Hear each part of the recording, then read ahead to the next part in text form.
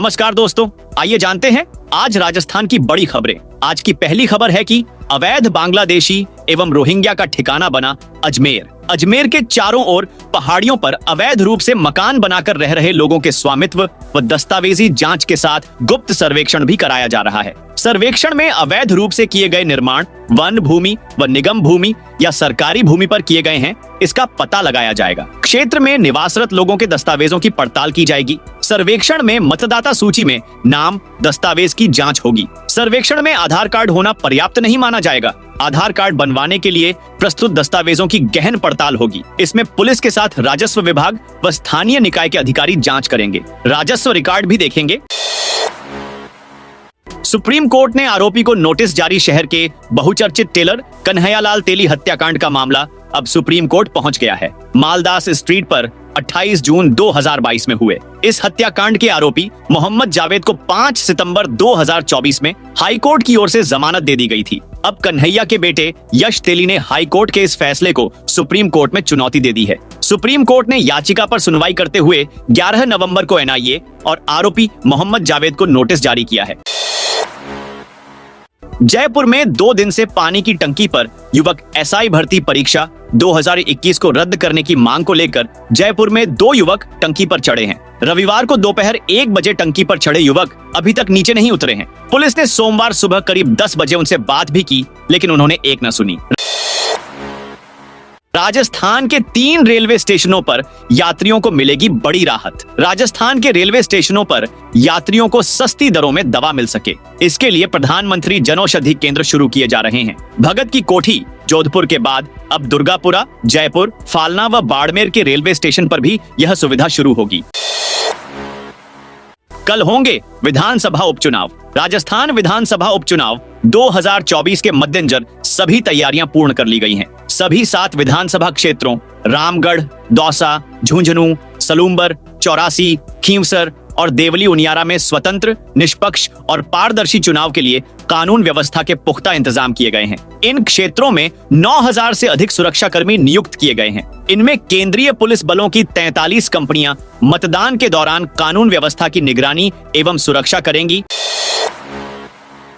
Roadways की नई सुविधाएं मित्र भी बना सकेंगे। RFID card. राजस्थान रोडवेज की बसों में प्रतिदिन यात्रा करने वाले यात्री अब ई मित्र से भी RFID कार्ड बनवा सकेंगे। कार्ड बनने के बाद यह रोडवेज डिपो से ही मिलेगा। अब तक यह कार्ड बनवाने के लिए यात्रियों को रोडवेज बस स्टैंड ही जाना पड़ता था। यात्रियों की सुविधा के मद्देनजर रोडवेज ने यात्रियों को ई मित्र से ही कार्ड बनवाने की छूट दी है।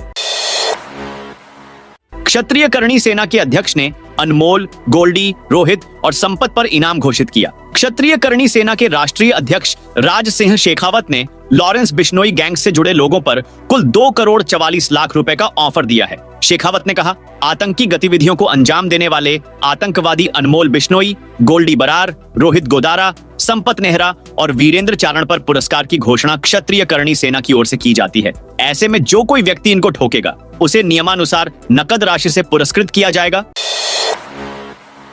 उपराष्ट्रपति जगदीप धनखड़ 16 को उदयपुर आएंगे। उपराष्ट्रपति जगदीप धनखड़ 16 नवंबर को उदयपुर आ रहे हैं। उनके कार्यक्रम को लेकर प्रशासन अलर्ट मोड पर है और सभी तैयारियों को अंतिम रूप दिया जा रहा है। उपराष्ट्रपति धनखड़ भगवान बिरसा मुंडा की 150वीं जयंती वर्ष के उपलक्ष्य में 16 नवंबर को कोटड़ा में प्रस्तावित जनजाति गौरव महोत्सव कार्यक्रम में बतौर मुख्य अतिथि शामिल होंगे। यह कार्यक्रम जनजाति क्षेत्रीय विकास विभाग, जिला प्रशासन उदयपुर तथा वनवासी कल्याण परिषद के संयोजन में होने जा रहा है।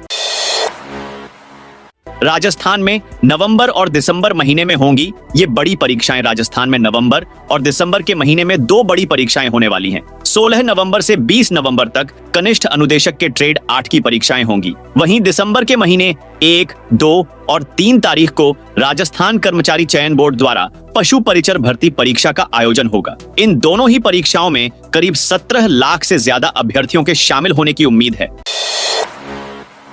भाजपा कांग्रेस के इन 6 स्टार प्रचारकों ने नहीं किया प्रचार। राजस्थान की 7 विधानसभा सीटों पर उपचुनाव को लेकर चुनावी शोर सोमवार को थम गया। अब मंगलवार को घर घर वोट मांगे जा सकेंगे। बुधवार को मतदान होगा। प्रचार के अंतिम दिन सीएम भजनलाल शर्मा और भाजपा अध्यक्ष मदन राठौड़ ने 84 सलमपुर में सभाएं की तो कांग्रेस दिग्गज नजर नहीं आए। उधर भाजपा के स्टार प्रचारकों में शामिल सीएम वसुंधरा राजे ने प्रचार से दूरी बनाए रखी। वहीं कांग्रेस के दिग्गज नेता और पूर्व विधानसभा अध्यक्ष CP जोशी, प्रदेश प्रभारी रंधावा सहित 5 स्टार प्रचारक कहीं नजर नहीं आए। भाजपा की ओर से जारी की गई 40 स्टार प्रचारकों में से 39 ने विधानसभा क्षेत्रों में प्रचार किया। केवल भाजपा की राष्ट्रीय उपाध्यक्ष वसुंधरा राजे ही पूरे चुनाव से दूर रहीं। अब नई योजनाओं में मिलेगी ये सुविधाएं। जेडीए नई आवासीय योजनाएं लाने की तैयारियों में जुटा हुआ है। हालांकि इस बार जेडीए कॉलोनी सृजित करने के साथ साथ ही बिजली, सड़क, सीवर लाइन जैसी मूलभूत सुविधाएं भी विकसित करेगा, ताकि लोग भूखंड खरीदने के बाद मकान बनाकर रह सकें। जेडीए में संबंधित शाखाओं को जेडीसी आनंदी ने निर्देश जारी किए हैं। जेडीए 5 योजनाओं पर काम कर रहा है। इसमें 2 आवासीय योजनाओं से लेकर फार्म हाउस और इको फ्रेंडली हाउस शामिल हैं। राजस्थान में मुख्यमंत्री आयुष्मान आरोग्य योजना पर नया अपडेट। राजस्थान में संचालित मुख्यमंत्री आयुष्मान आरोग्य माम योजना के तहत चिकित्सा पैकेज दरों में वृद्धि की जाएगी। Rajasthan state health assurance agency RASHA ने इस दिशा में प्रस्ताव तैयार करना शुरू कर दिया है। इस योजना के तहत वर्तमान में 1800 से अधिक उपचार पैकेज और इतने ही अस्पताल सूचीबद्ध हैं और इससे 1.33 करोड़ परिवार लाभान्वित हो रहे हैं। इस प्रस्ताव के तहत निजी अस्पतालों से चर्चा की जा रही है ताकि वे भी इस योजना से जुड़ सकें। डेंगू संक्रमित मरीजों के मिलने का सिलसिला जारी। बीकानेर में डेंगू संक्रमित मरीजों के मिलने का सिलसिला जारी है। सोमवार को आई डेंगू की रिपोर्ट में 24 नए संक्रमित मरीज सामने आए हैं। इसमें 4 पेशेंट दूसरे जिलों के थे। शनिवार और रविवार को करीब 300 पेशेंट्स की डेंगू जांच करवाई गई थी। इसमें 20 मरीज बीकानेर के तथा 4 मरीज दूसरे जिलों के डेंगू पॉजिटिव मरीज रिपोर्ट हुए हैं। डेंगू मरीजों की पॉजिटिविटी रेट भी बढ़कर अब 8% हो गई है। अंबेडकर डीबीटी वाउचर योजना में आवेदन प्रक्रिया शुरू। घर से दूर रहकर स्नातक और स्नातकोत्तर स्तरीय पढ़ाई करने वाले अल्पसंख्यक समुदाय के छात्रों को आर्थिक मदद मिलेगी। अंबेडकर डीबीटी वाउचर योजना अंतर्गत प्रतिमाह 2000 रुपए, अधिकतम 10 माह की पुनर्भरण राशि दी जाएगी। इसमें जिला मुख्यालय पर संचालित स्नातक एवं स्नातकोत्तर स्तर के राजकीय महाविद्यालयों के केवल शैक्षिक पाठ्यक्रम कला, विज्ञान, वाणिज्य संकाय में नियमित अध्ययनरत मुस्लिम, सिख, जैन, ईसाई, बौद्ध, पारसी समुदाय के छात्र शामिल होंगे। 31 दिसंबर तक होगा पशुओं का डोर टू डोर PPR टीकाकरण। हनुमानगढ़ जिले में राष्ट्रीय पशु रोग नियंत्रण कार्यक्रम के तहत जिले में गौ एवं भैंस वंशीय टैग शुदा पशुओं के लिए निःशुल्क FMD टीकाकरण व भेड़ बकरियों के लिए PPR टीकाकरण कार्यक्रम संचालित हैं। इसमें पशुपालन विभाग के पशुधन सहायक पशुपालकों के घर जाकर पशुओं को टीका लगा रहे हैं। संयुक्त निदेशक डॉ हरीश चंद्र गुप्ता ने बताया कि FMD टीकाकरण गौ एवं भैंस वंशीय पशुओं में वर्ष में 2 बार व PPR टीकाकरण भेड़ व बकरियों में 3 वर्ष में 1 बार संपादित किया जाता है। मंत्री गजेंद्र बोले, अगर खींवसर हारे तो मूंछ बाल मुंडवा लूंगा। हेल्थ मिनिस्टर गजेंद्र सिंह खींवसर ने कहा, मैं गारंटी देना चाहता हूं कि यह चुनाव हम हार ही नहीं सकते हैं। हार गए तो मेरी मूंछें और बाल मुंडाकर यहां चौक में खड़ा हो जाऊंगा। हेल्थ मिनिस्टर सोमवार शाम को खींवसर के सदर बाजार चौक में जनसभा में बोल रहे थे। उन्होंने कहा, हम चुनाव उसी के सामने लड़ रहे हैं जो हर चुनाव की जीत में हमें अपमानित करके गलियों में से जिंदाबाद के नारे लगाते हुए हमें नीचे दिखाने के लिए रैली निकालकर निकले हैं। उन्हें हराना है। दौसा में होटल ढाबों पर पुलिस की दबिश से खलबली। दौसा जिला मुख्यालय पर बीती रात उस वक्त खलबली मच गई जब पुलिस की अलग अलग टीमों ने होटल ढाबों पर दबिश दी। अचानक हुई इस कार्रवाई से होटल संचालकों में हड़कंप मच गया। पुलिस की टीमों ने सर्च अभियान चलाकर संदिग्ध लोगों की जांच की, साथ ही चुनाव प्रचार से जुड़े लोगों के बारे में भी जानकारी जुटाई। हाई कोर्ट ने सरकार पर लगाया 1 लाख का जुर्माना। सड़क दुर्घटनाओं को रोकने के लिए करीब 9 साल पहले दिए गए हाई कोर्ट के दिशा निर्देशों की पूरी तरह से पालना नहीं होने और सुनवाई के दौरान सरकार की ओर से वकील और किसी अन्य प्रतिनिधि के उपस्थित नहीं होने से हाई कोर्ट नाराज हो गया। जस्टिस अशोक कुमार जैन की अदालत ने सरकार के इस रवैये से नाराज होते हुए सरकार पर 1 लाख रुपए का जुर्माना लगा दिया। वहीं स्पष्टीकरण देने के लिए 27 नवंबर को मुख्य सचिव सुधांश पंत को व्यक्तिगत रूप से कोर्ट में हाजिर होने का आदेश दिया है।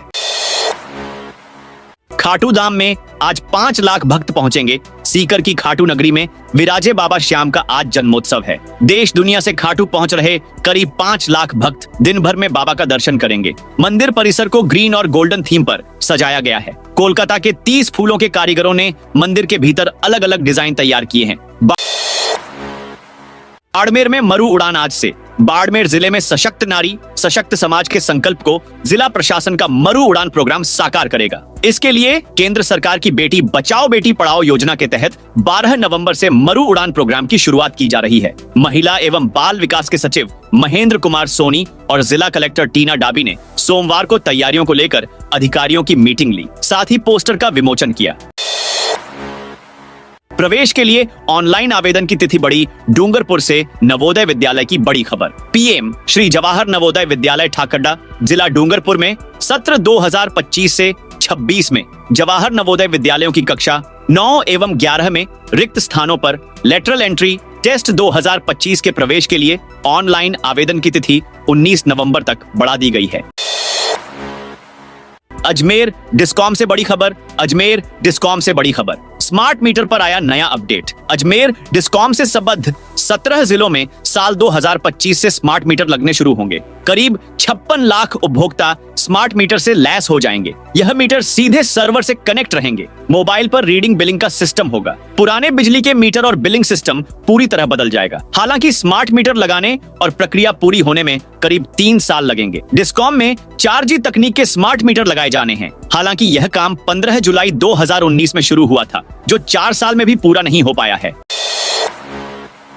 Supreme court of high court का 1 बार 1 vote. Supreme court of high court के 1 बार 1 वोट के निर्देश पर high court bar association, Jaipur वादी बार एसोसिएशन, जयपुर सहित प्रदेश भर की पंजीकृत 224 बार एसोसिएशनों में 1 साल 13 दिसंबर को होंगे। इनमें प्रदेश के 1 लाख से ज्यादा वकील मतदान करेंगे। High court bar association, Jaipur वादी बार एसोसिएशन, जयपुर ने इन चुनावों को करवाए जाने के लिए चुनाव संचालन समितियां गठित कर दी हैं। फार्म हाउस सहित कई योजनाएं लाने की तैयारी। जेडीए आमजन के लिए जल्द ही आवासीय योजनाएं लाने की तैयारी कर रहा है। जेडीसी के निर्देश पर अलग अलग जोन में आवासीय के साथ अन्य योजनाएं विकसित करने का प्रस्ताव तैयार किया है। अगले कुछ हफ्तों में प्रस्ताव को मंजूरी मिलते ही दिसंबर तक इन योजनाओं को लॉन्च कर दिया जाएगा। इस बार आवासीय के साथ कमर्शियल, वेयर हाउस और फार्म हाउस योजना का भी प्रस्ताव तैयार किया जा रहा है। इस बार जेडीए गोविंदपुरा रोपाड़ा, जयरामपुरा, कालवाड़ रोड और मानपुरा टीला सहित अन्य जगहों पर योजनाएं लाने की तैयारी कर रहा है।